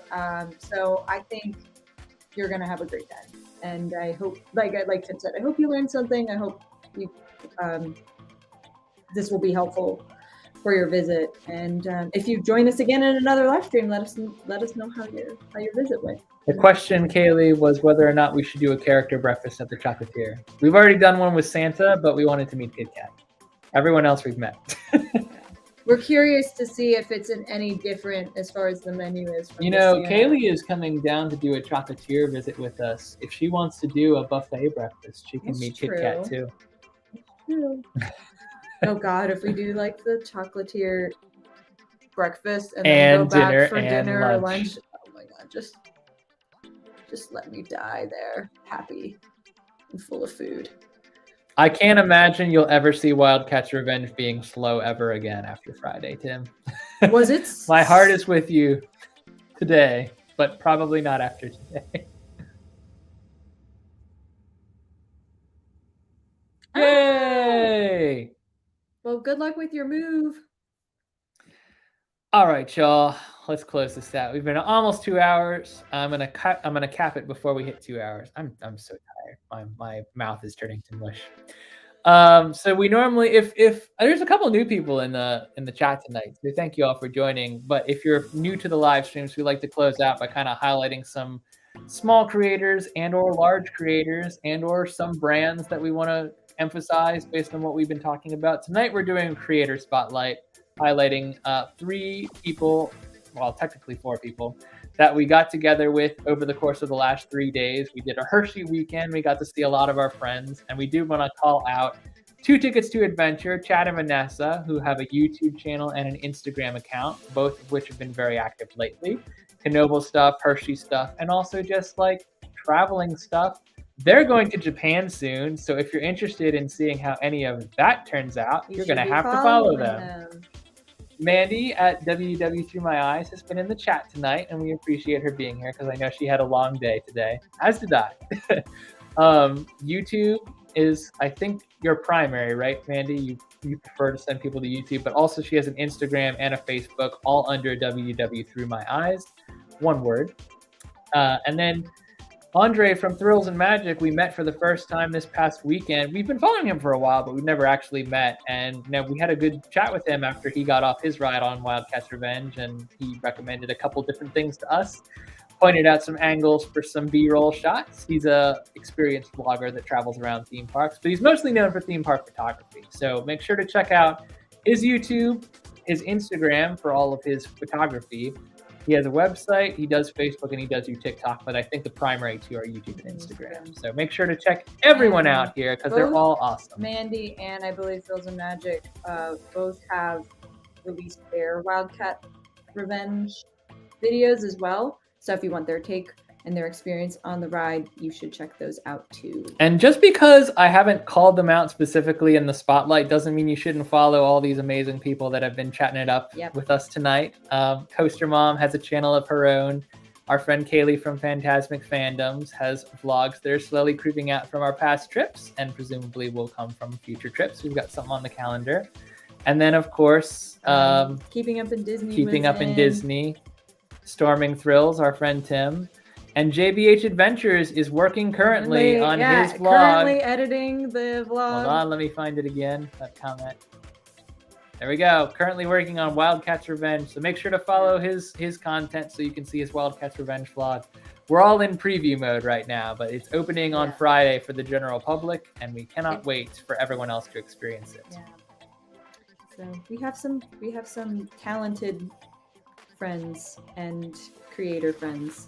Defiantly. I know what you mean. I just love it when that word particular is spelled that way. Yeah. So we're gonna go ahead and close it out. I'm only 1 minute 45 seconds away from my cap. You're pulling it close to 2 Our next live stream is going to be on the 13th. We do bi-weeklies, which for us means every other week and not twice weekly.